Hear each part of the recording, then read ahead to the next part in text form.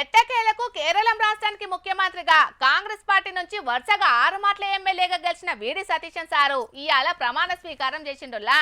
ఈ కార్యక్రమానికి చేతిపాటి జాతీయ అధ్యక్షుడు మల్లికార్జున ఖర్గే, రాహుల్ గాంధీ, ప్రియాంక గాంధీతో పాటు Telangana CM Revanth Reddy, Karnataka CM Siddaramaiah, Himachal Pradesh CM Sukhwinder Singh ఇంకా పెద్ద పెద్ద లీడర్లు హాజరుపడ్డారు.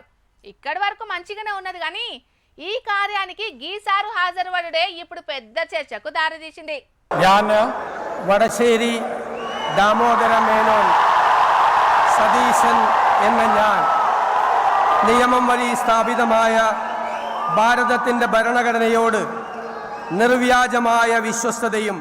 పినరై విజయన్ సారు కేరళం రాష్ట్రానికి 10 ఏళ్లు ముఖ్యమంత్రిగా పనిచేసిండు. కానీ మొన్నటి ఎన్నికల్లో ఎల్డీఎఫ్ కూటమి ఓడిపోయేటాలకు ముఖ్యమంత్రి పదవికి రాజీనామా చేసిండు. ఈ ఎన్నికల్లో యూడీఎఫ్ కూటమి మంచి మెజార్టీ తోటి అధికారంలోకి వచ్చేటాలకు వీడి సతీశన్ సారు ముఖ్యమంత్రి పగ్గాలు చేతవట్టిందియాల.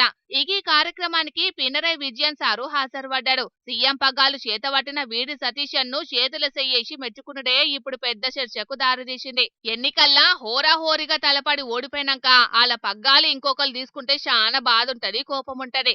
అసొంటిది అవన్నిటిని మర్చిపోయి ఏకంగా ప్రమాణ స్వీకార కార్యక్రమానికి వచ్చి వేదిక మీద కూర్చుండుడే కాదు, కొత్త ముఖ్యమంత్రిని తారీఫ్ చేసుడు ఇంకా గొప్ప విషయం. విజయన్ సారు చూడనికే చాలా సింపుల్ గా కనిపిస్తుంటాడు గాని ఇప్పుడు ఈ పనితోని ఆయన చూడనికనే కాదు, ఆయన మనసు కూడా వెన్నే అని నిరూపిస్తున్నాడని అంటున్నారు పినరై విజయన్ సారు గురించి తెలిసినోళ్ళు. చాలా మంది లీడర్లు ఎన్నికలప్పుడే రాజకీయాలు గాని ఎన్నికలు అయిపోయినాక ఏ నాయకులైనా ఏ పార్టీ లీడర్లైనా రాష్ట్రం దేశం అభివృద్ధి కోసం పనిచేయాలి గాని ఓట్లు లేనప్పుడు రాజకీయాలు చేయొద్దని అంటుంటారు. కాకుంటే మాటలు చెప్పినంత అల్కగా పాటించి చూయించారు. కానీ పినరై విజయన్ సార్ మాత్రం అసొంటి లీడర్ల లెక్కన కాదు, నికాసైన నిజాయితీపరుడైన లీడర్ అనుకుంటా మస్తు తారీఫ్ చేస్తున్నారు. ఇప్పుడు రాష్ట్రంలో వేరువేరుగా పోటీ చేసిన జాతీయ స్థాయిలో మాత్రం ఇండియా కూటమిలో పినరై విజయన్ ప్రధానమైన లీడరే.